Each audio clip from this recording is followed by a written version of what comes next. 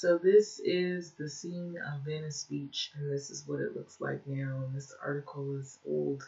It's a year old, um, or almost a year old.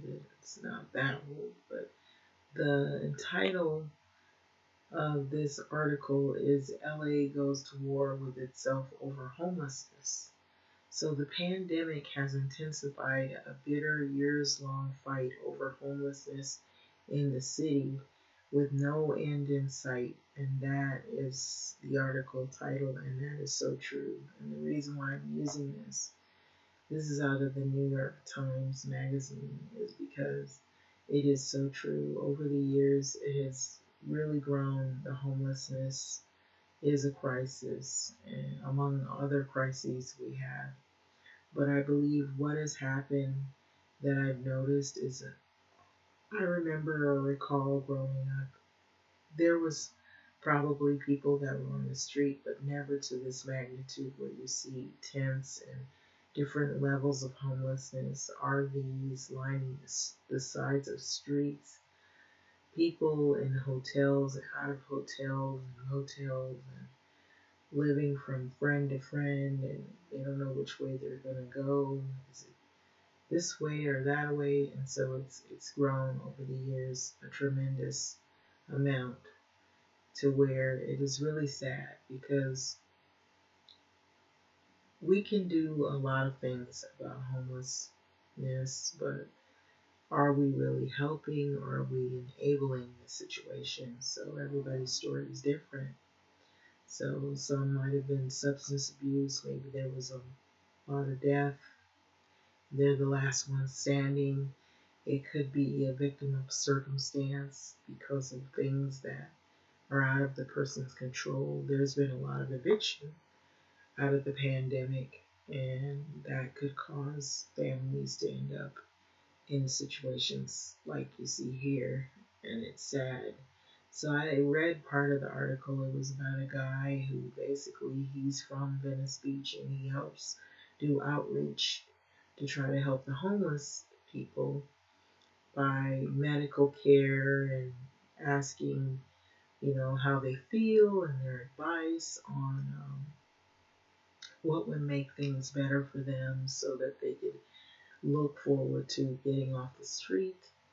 Um, what types of services do they need, rather? And so that you'll see the outreach workers, and then you'll also see people who have gotten so used to seeing homelessness that it doesn't even really upset them to the point to where they feel like, oh, I can't eat here, I feel guilty, these people are hungry, or they don't have anywhere to live.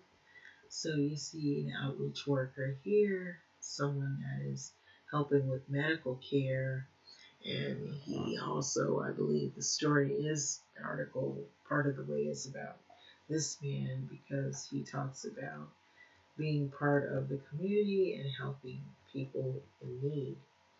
So it says Coley King and a patient near the Venice Beach boardwalk. And so he's actually doing this, and I know there's others that aren't doing this.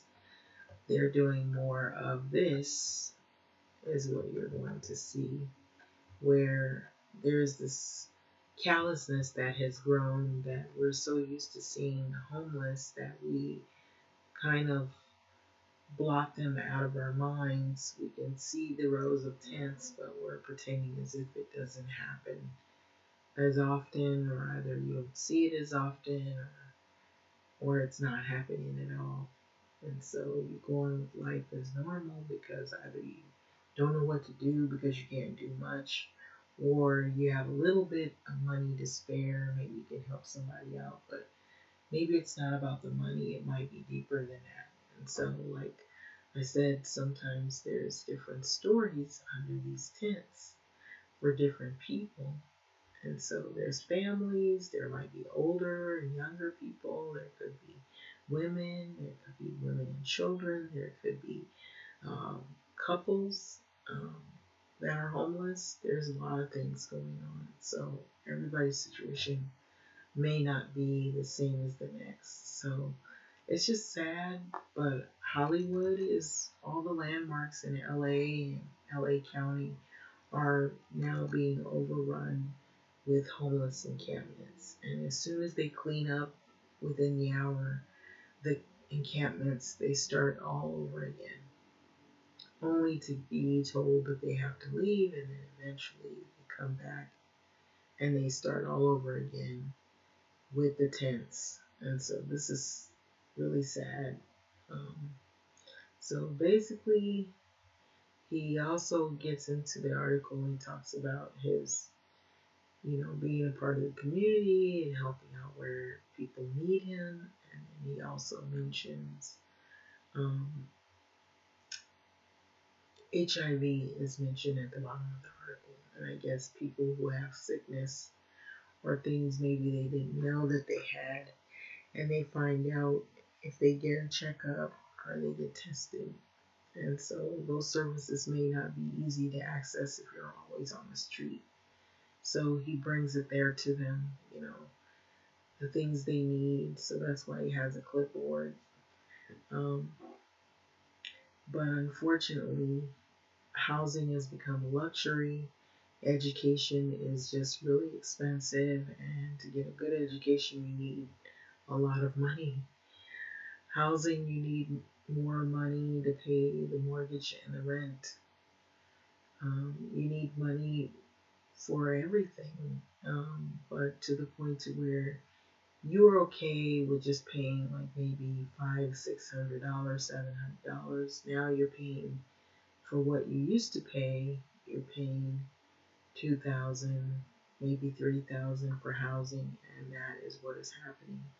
And it has gotten expensive over the years to where people have kind of gotten to the point where it just doesn't seem like it's attainable. When you see all of your friends living in homes that are detached homes, and you're wondering, wait, how did they get it? A lot of times it was given to the house was given to them by a relative, or they've given them money so that they'll be able to thrive. And those are basic needs. I believe housing, healthcare, education, those are the basic essential needs that people need in terms of being able to secure a career or have like anywhere of a decent life economically, maybe to bring you to a point where you're not struggling and you have to get 2 jobs, 3 jobs just to make the rent. So a lot of these apartments have gone up over the years. What used to be just a couple of $100, now they want thousands of bucks, thousands, depending on how much room, how much square footage your place is going to be. And so that is pretty much how it's gone over the years. It has not gotten any better. This was in 2021. Well, this is 2022, and it isn't any better. In fact, it probably looks a lot worse than this photo right here. So hopefully they will do something to lower the rents, maybe make it more attainable for people who don't make a lot of income,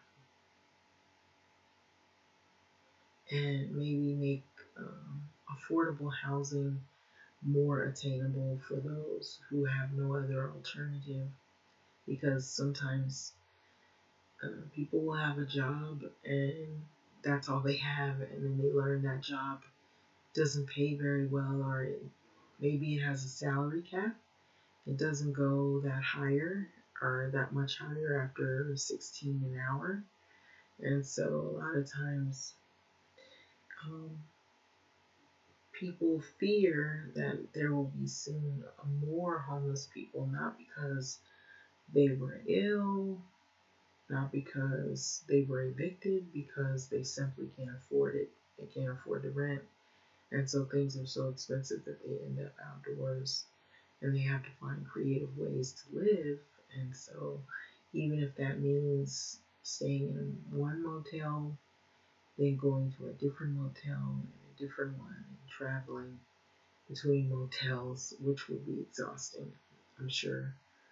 But this is the kind of thing that you're seeing. The it is crazy now. I just wanted you to see this is Venice Beach when I was a kid. I remember we would go on the boardwalk, you would see the vendors, and you really wouldn't see like tents, rows of tents like this. And so, because the scene is different, you don't see as many people wanting to go to these attractions at the beach because all the vendors don't feel safe performing there or having food there because the homeless encampments have taken over all the space that would have been vendors if they were doing a show or if they were selling food. Not anymore. They wind up having to leave and do something else, like maybe parties or something, because this is really crazy when you see all of this. It's just not, it's not like it used to be. I'm just shocked at how homelessness is growing. And I've done this before, but these landmarks, these places that I mentioned, were never this bad. They were never this bad. But now, here we are, and it is bad.